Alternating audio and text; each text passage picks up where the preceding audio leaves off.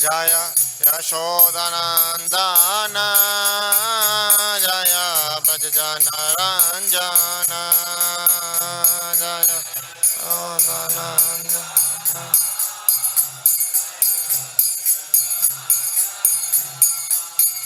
Jaya Yashodanandana Jaya Brajapati Ranjana Jaya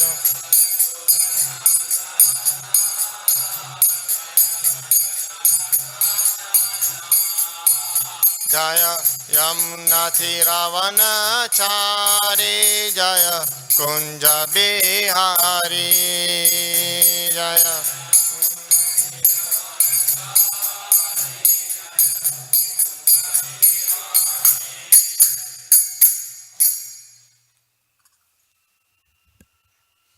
Jai Om Vishnupad Pramansa Parikaracharya Storashot Shri Srimati Bhakti Vedant Swami Srila Prabhupada ki ISKCON founder Acharya Srila Prabhupada ki Jai Om Vishnupad Paramahansa Parikaracharya Storashot Shri Srimati Bhakti Siddhanta Goswami Maharaj ki Ananda Koti Vaishnav Vrind ki प्रेम से बोलो श्री कृष्ण चैतन्य प्रभु नित्यानंद श्री अद्वैत गदाधर श्री गौर भक्त वृंद की all glories to the assembled devotees, all glories to the assembled devotees, all glories to the assembled devotees, all glories to Shishi, Guru and Gauranga.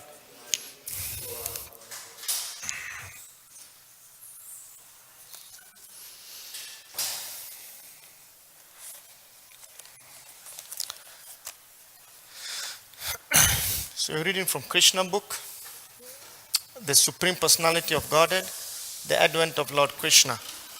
Om Namo Bhagavate Vasudevaya.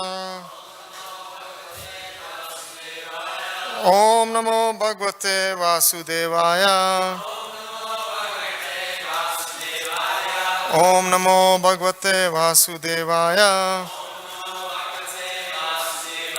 Narayanam Namaskrityam Naram Chaiva Narottamam Devim Saraswati Vyasam Tato Jayam Udiraye. Before reciting the Srimad Bhagavatam, which is the very means of conquest, one shall offer respectful obeisances unto the personality of Godhead, Narayan, unto Narayan Rishi, the supremest human being, unto Mother Saraswati, the goddess of learning, and unto Srila Vyasadeva, the author. Nast prayesu abhadresu nityam bhagavat sevaya bhagavate uttam shloke bhaktir bhavati naishtaki. By regular attendance in classes on the Bhagavatam and by rendering of service to the pure devotees, all that is troublesome to the heart is almost completely destroyed. And love in service unto the personality of Godhead, who is praised with transcendental songs, is established as an irrevocable fact.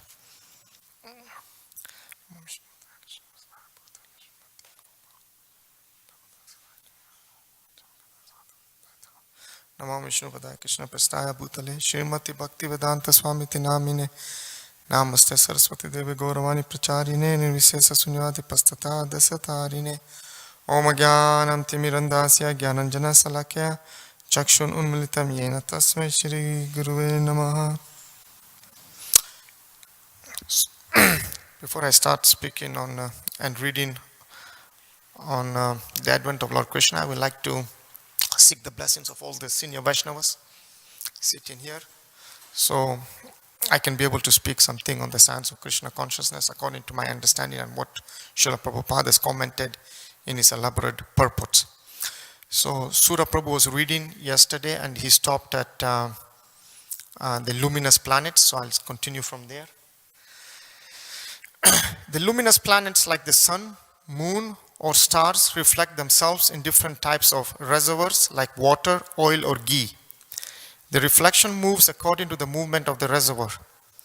The reflection of the moon is on the water and the moving water makes the moon also appear to be moving. But actually the moon is not moving. Similarly, by mental concoction, the living entity attains different kinds of bodies, although actually he has no connection with such bodies. But on account of illusion, being enchanted by the influence of Maya, the living entity thinks that he belongs to a particular type of body. That is the way of conditioned life. Suppose a living entity is now in a human form of body. He thinks that he belongs to the human community or a particular country or particular place. He identifies himself in that way and unnecessarily prepares for another body, which is not required by him. Such desires and mental concoctions are the cause of different types of bodies. The covering influence of material nature is so strong that the living entity is satisfied in whatever body he gets, and he identifies with that body with great pleasure.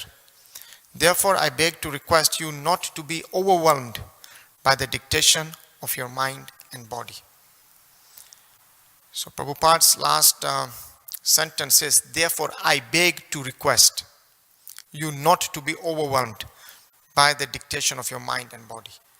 It's a humble prayer by a pure devotee of the Lord, begging us not to be overburdened or overwhelmed by the dictation of the body and mind. That's a very important point that Prabhupada ends the purport with. The paragraph with. So as we know that the advent of Lord Krishna, what led to the advent of Lord Krishna, obviously we know that the demigods headed by Lord Brahma and Lord Shiva went to Svetadvip, where Shirodakshai Vishnu lies. And they did not actually, Prabhupada states that they did not actually see Lord Vishnu in person, but Brahma reciprocated through a prayer. And Bhumi was represented by Mother Cow, and she was accompanying the demigods when they went to see Lord Vishnu. And Bhumi Devi, who was represented by Mother Cow, first approached Brahma and begged that she was under a lot of burden. In the first canto of Srimad Bhagavatam, during the appearance of Kali, when Parikshit Maharaj encounters Kali, Kali is obviously in the process of hitting Father Bull. So what is Kali doing? He's attacking the legs. So the 4 legs represent very important significances in our Vedic practices, because each leg represents a pillar. And so the first one represents truthfulness. The second leg represents austerity. The third leg represents cleanliness. And the fourth leg represents mercy.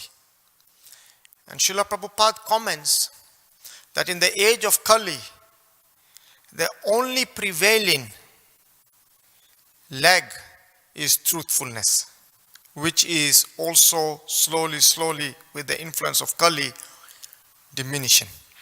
But the 3 legs have already been destroyed. And what are those? Austerity, cleanliness, and mercy. And Srila Prabhupada comments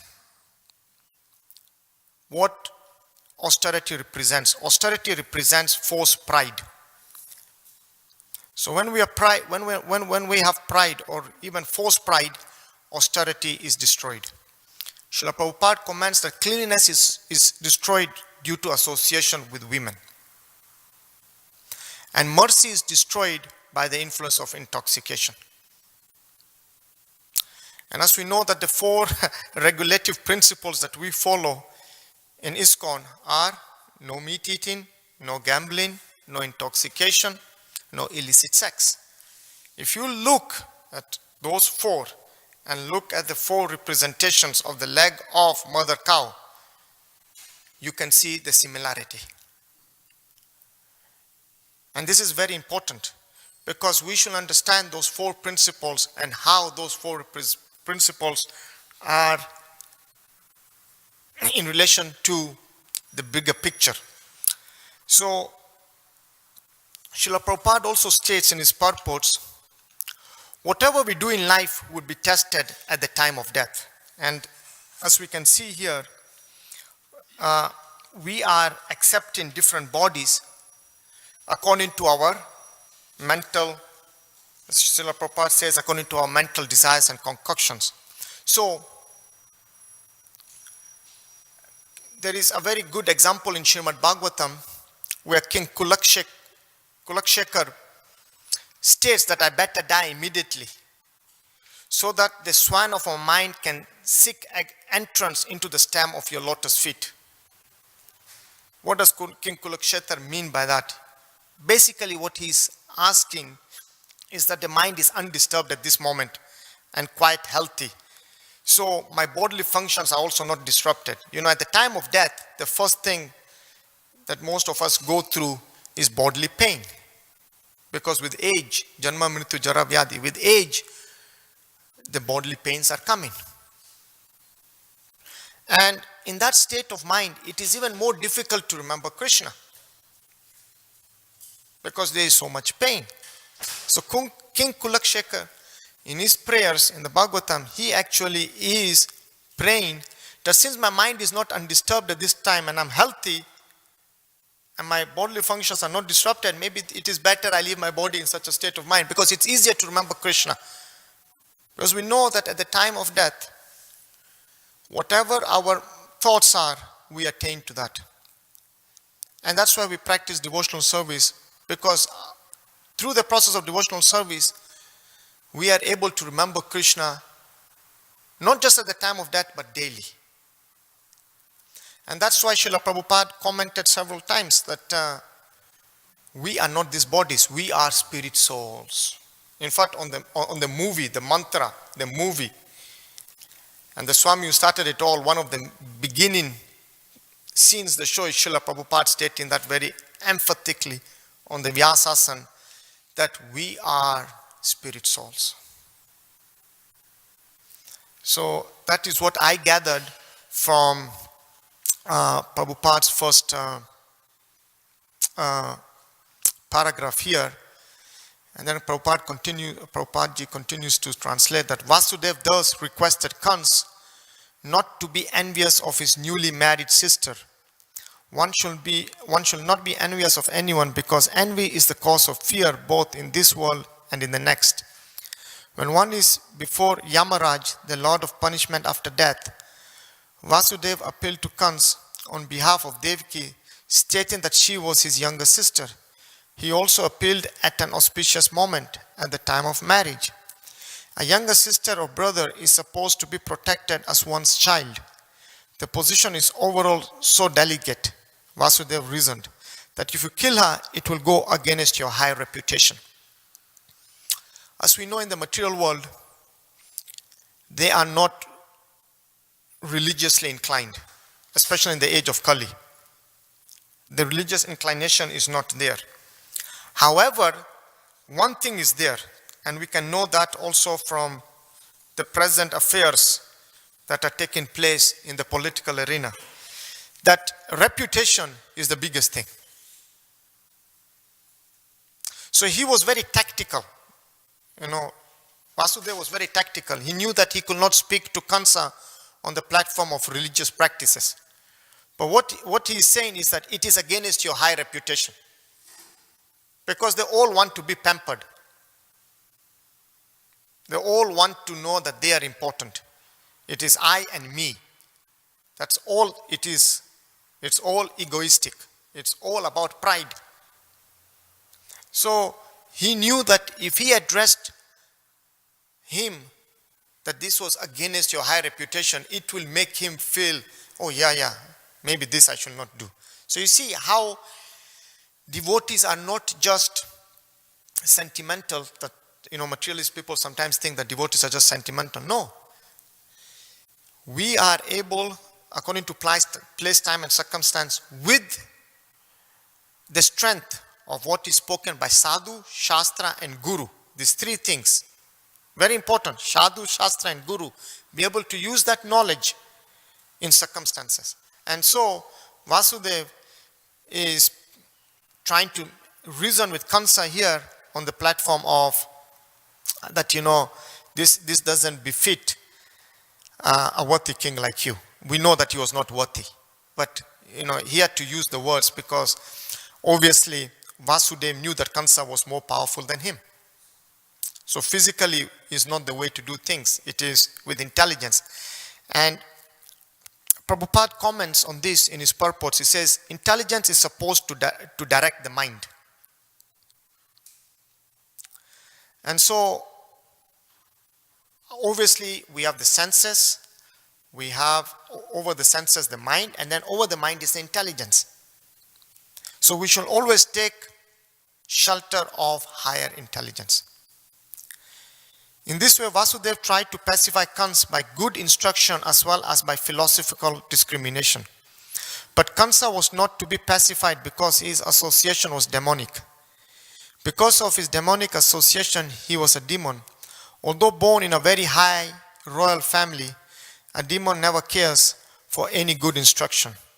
He is just like a determined thief. One can give him moral instruction, but it will not be effective. Similarly, those who are demonic or atheistic by nature can hardly assimilate any good instruction, however authorized it may be. That is the difference between demigods and demons. Those who can accept good instruction and try to live their lives in that way are called demigods, and those who are unable to take such good instruction are called demons. So, Srila Prabhupada comments on this further in his purpose. And mind is supposed to be controlled by the practice of yoga. And he gives a very important instruction in his purpose. He says the easiest way to control the mind, as suggested by Lord Chaitanya Mahaprabhu, is chanting Hare Krishna. Because Arjuna asked this question also in the Gita from Krishna. How is it possible to control the mind? And the mind is more difficult to control than the wind. So Chaitanya Mahaprabhu has given this instruction, which Srila Prabhupada has written in his purports, that simply by chanting Hare Krishna we are able to control the mind. The great mantra for deliverance in whole humility. So this is very important because it is stated that we should be doing it in all humility. And we know that out of the 8 Shikshastakam prayers, the jewel of it is Trinad api sunichena taror api saisnuna amanina manadena kirtaniya sada hari. In fact, it is recommended that we should wear a thread of this as a necklace around us. One can chant the holy name of the Lord in a humble state of mind, thinking himself lower than the straw in the street. One should be more tolerant than a tree, devoid of all sense of false prestige, and ready to offer all respects to others. In such a state of mind, one can chant the holy name of the Lord constantly. So it's just not chanting Hare Krishna, but chanting in what mood? And that is very essential, that we are chanting in the mood of humility. Because in the mood of humility, we will not get any of these symptoms that Kansa is getting. Let's put it that way. Very simple formula given to us by Chaitanya Mahaprabhu, by Srila Prabhupada. We shall jump on it if we are not. In this way,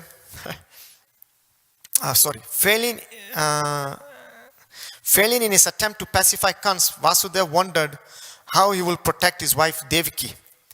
When there is imminent danger, an intelligent person should try to avoid the dangerous position as far as possible. But if in spite of endeavoring by all intelligence one fails to avoid the dangerous position, there is no fault on his part. One should try his best to execute his duties, but if the attempt fails, he is not at fault. There is a very nice saying that I learned when I was in college, that generally we spend half of the time thinking of what has happened and half of the time what is going to happen. We don't leave any time for the current present.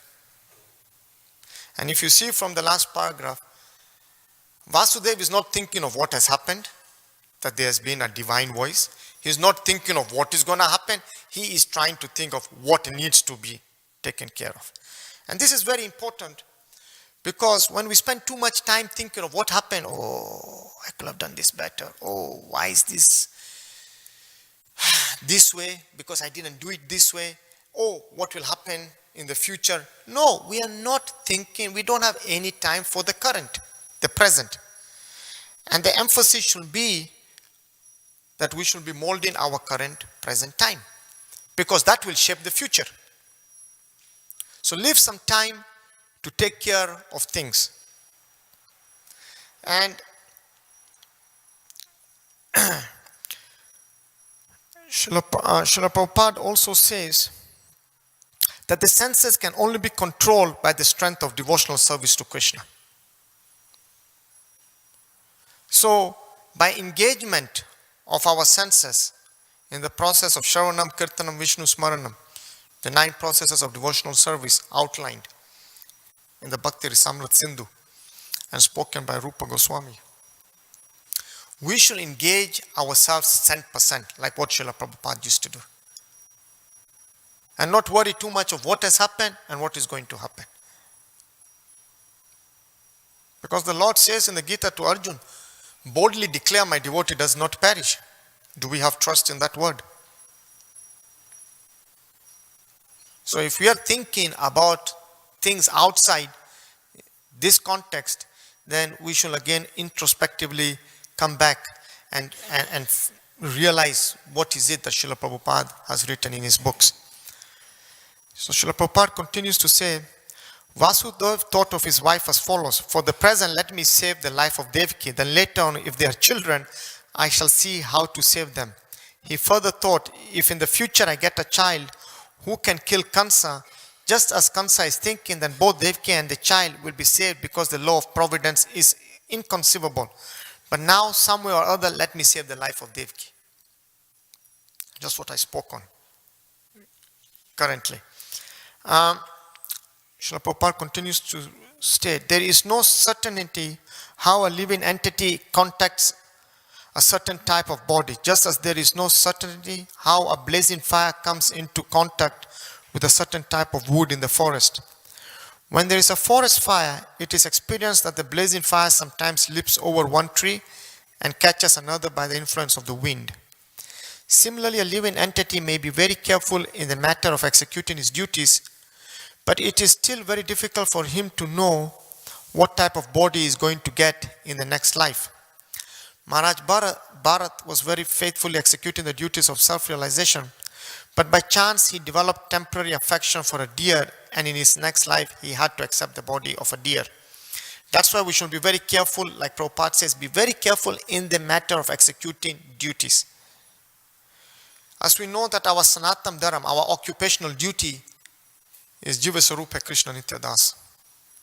So, Srila Prabhupada says that the method described is Savai Mana Krishna Patara Vindayo. That we should be rendering devotional service unto the Supreme Personality of Godhead, and that should be our ultimate goal of life. And that is real intelligence.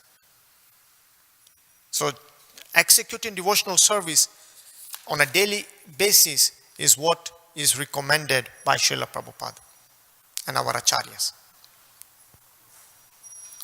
And if we are executing that, then we do not need to be worried about the rituals that are mentioned in the Shastras. Because by the execution of devotional service, automatically everything is taken care of. Srila Prabhupada continues to say, Vasudeva, after deliberating on how to save his wife, began to speak to Kansa with great respect. Although Kansa was the most sinful man, sometimes it happens that a most virtuous person like Vasudeva has to flatter a person like Kansa, a most vicious person. That is the way of all diplomatic transactions. Although Vasudeva was deeply aggrieved, he smiled outwardly. He addressed the shameless Kansa in that way because he was so atrocious. Vasudeva said to Kansa, my dear brother-in-law, please consider that you have no danger from your sister. You are awaiting some danger because you have heard a prophetic voice in the sky. But the danger is to come from the sons of your sister, who are not present now. And who knows, there may or may not be sons in the future. Considering all this, you are safe for the present, nor is there cause of fear from your sister. If there are any sons born of her, I promise that I shall present them to you for necessary action. Now,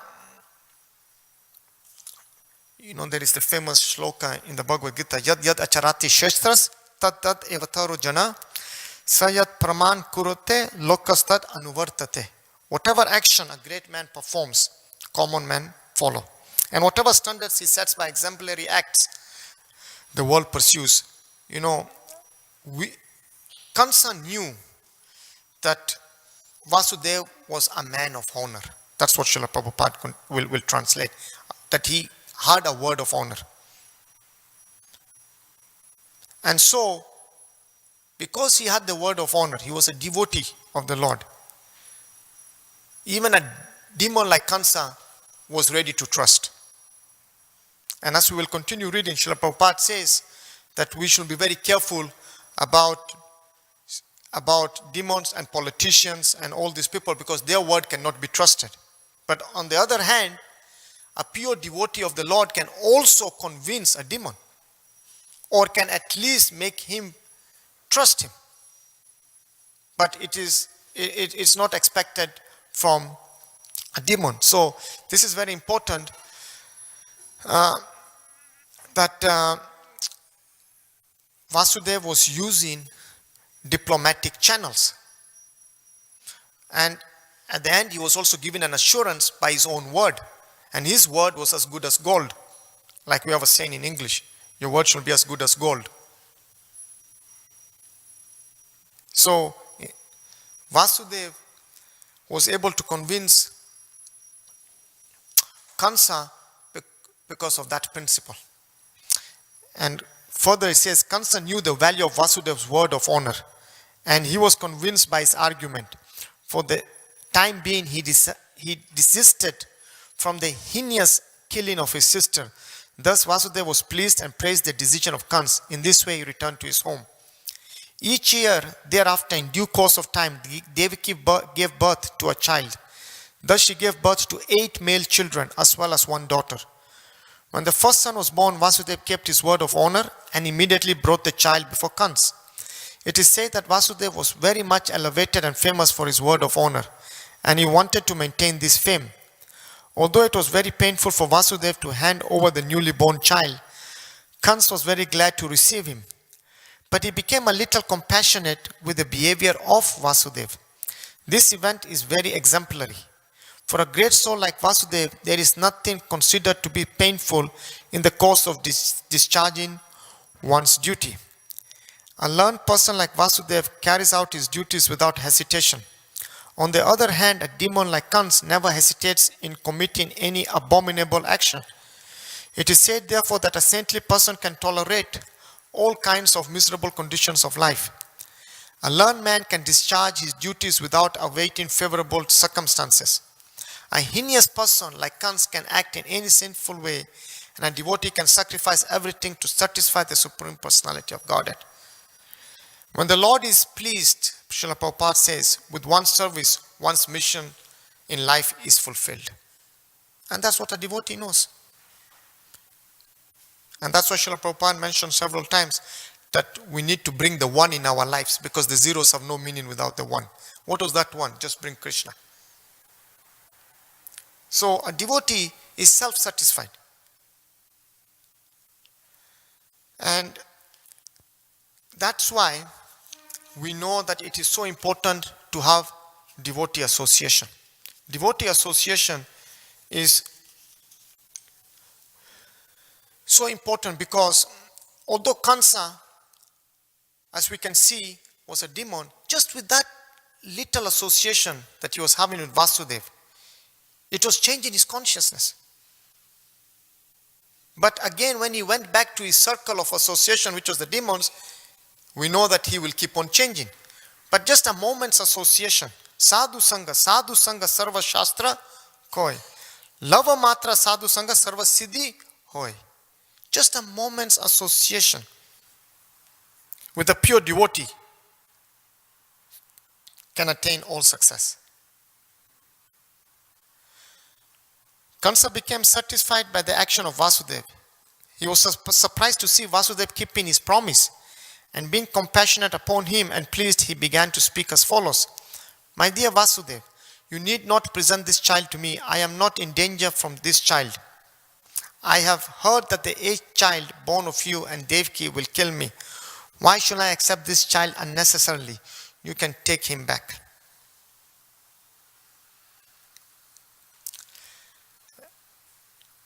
Again, we can see that Kansa's heart was getting purified by the association of a devotee and his actions. His actions. Devotees, as we know, have to follow Srila Prabhupada's example. That's why he's Acharya, because he's leading by example. The example part is the most important. So, when Vasudeva was returning home with his firstborn child, although he was pleased by the behavior of Kansa, he could not believe in him because he knew that Kansa was uncontrolled. An atheistic person cannot be firm in his word of honor. One who cannot control the senses cannot be steady in his determination. The great politician Chanakya Pandit said, never put your trust in a diplomat or a woman. Those who are addicted to unrestricted sense gratification can never be truthful, nor can they be trusted with any fate. Srila Prabhupada comments that regretfully big politicians and leaders in the material world simply create enmity and are not interested in spiritual advancement. And that's what's happening in our today's modern world. As we know, we are under so much anxiety because right now there's a North Korea subject going on. There's been a subject on China going on. There's a subject on India and China. There is, if you read the news, all that is happening is based on enmity. This country sends warships, the other country sends warships. If you send the warship, the other one is sending submarines. This is what's happening. So Srila Prabhupada says because the world leaders are actually creating that mood. And I'm trying to finish what Srila Prabhupada said that, in the Krishna book, but in the Srimad Bhagavatam, also Canto 1, Chapter 2, Text 10, Srila Prabhupada elaborates a lot on some of the things he's speaking here. If we have time, I may touch on it, if we have time. So I'll continue reading. At that time, the great sage Narad came to Kansa. He was informed of Kansa's becoming compassionate to Vasudeva and returning his firstborn child. Narad was very eager to accelerate the descent of Lord Krishna as soon as possible. He therefore informed Kansa that in Vrindavan, personalities like Nanda Maharaj and all the other cowherd men and their wives, and on the other side Vasudeva, his father Surasena, and all his relatives born in the family of Vrishni of the Yadu dynasty, along with all their friends and well-wishers, were actually demigods. Narad warned Kansa to be careful of them, since Kansa and his friends and advisors were all demons. Demons are always afraid of demigods. After being thus informed by Narad about the appearance of the demigods in different families, Kansa at once became very much alarmed. He understood that since the demigods had already appeared, Lord Vishnu must be coming soon. And he at once arrested both his brother-in-law Vasudeva and Devaki and put them behind prison bars. So, again, we know the incidences and we know the mentality of demigods and demons here. And it's very clearly stated by Srila Prabhupada that when he realized that everyone was from a demigod family, he knew that Lord Vishnu will be born. So that also made him quickly take the action of imprisoning both Vasudeva, Devaki, and obviously his father. Within the prison, shackled in iron chains, Vasudeva and Devaki gave birth to a male child year after year. And Kansa, thinking each of the babies to be the incarnation of Vishnu, killed them one after another. He was particularly afraid of the eighth child, but after the visit of Narad, he came to the conclusion that any child might be Krishna. Therefore, it was better to kill all the babies who took birth from Devaki and Vasudev. This action of Kansa is not very difficult to understand. In the history of the world, there are many instances of persons in the royal order who have killed their father, brother, or whole family and friends for the satisfaction of their ambitions.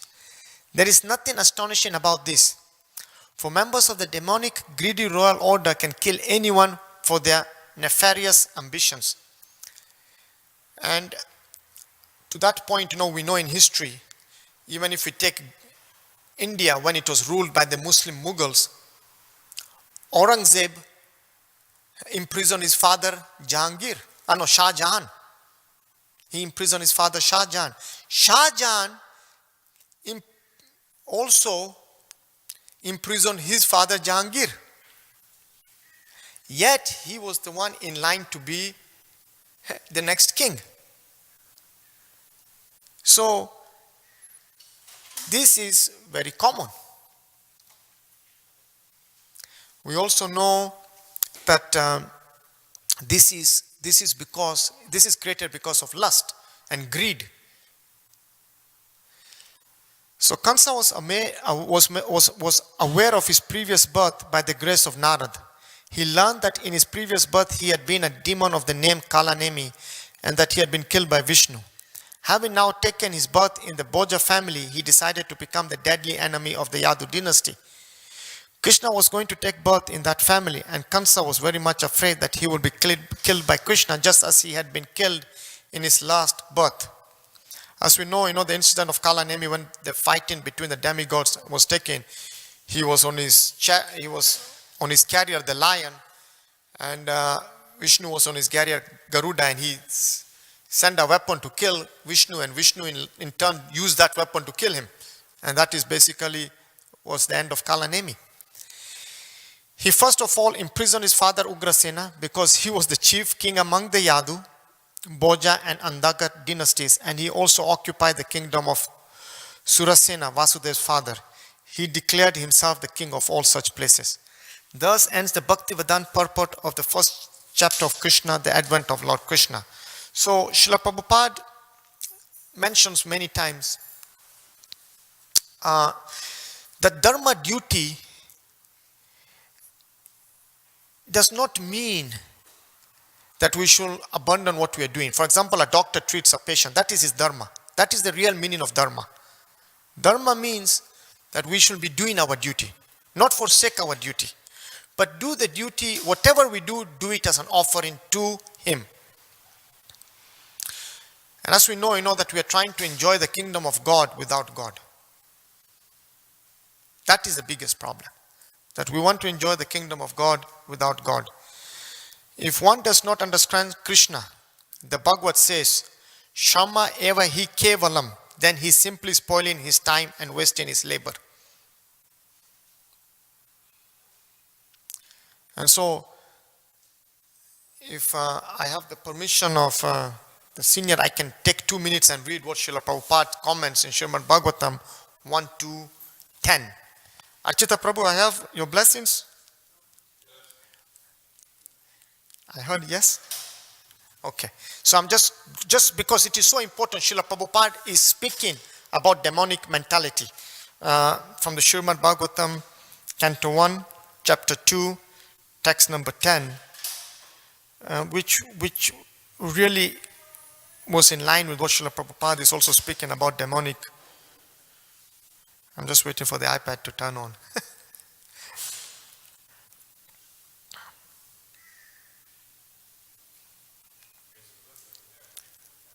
Oh yeah, you have it? Yeah, please. Maybe that would be faster.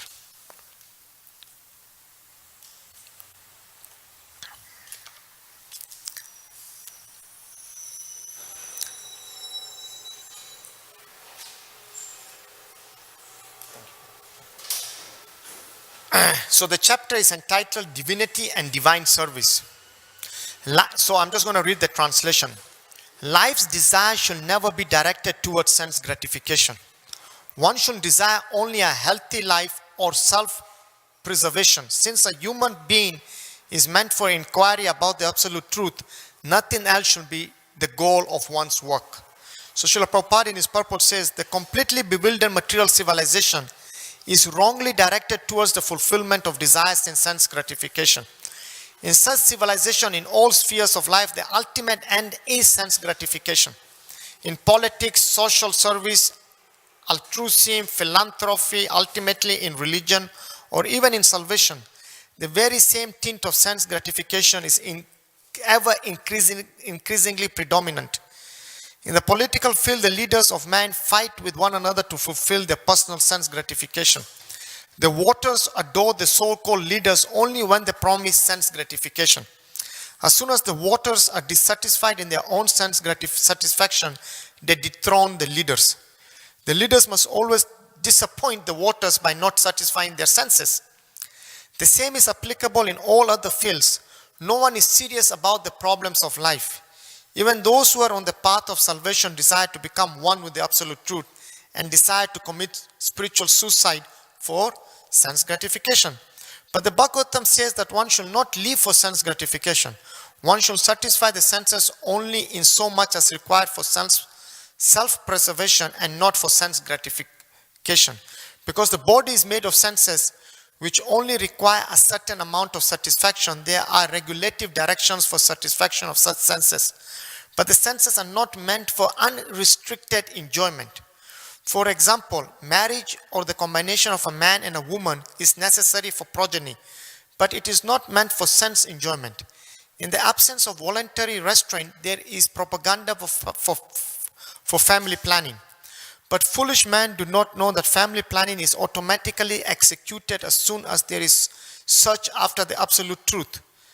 Seekers of the absolute truth are never allured by unnecessary engagements in sense gratification, because the serious students seeking the absolute truth are always overwhelmed with the work of researching the truth. In every sphere of life, therefore, the ultimate end must be seeking after the absolute truth.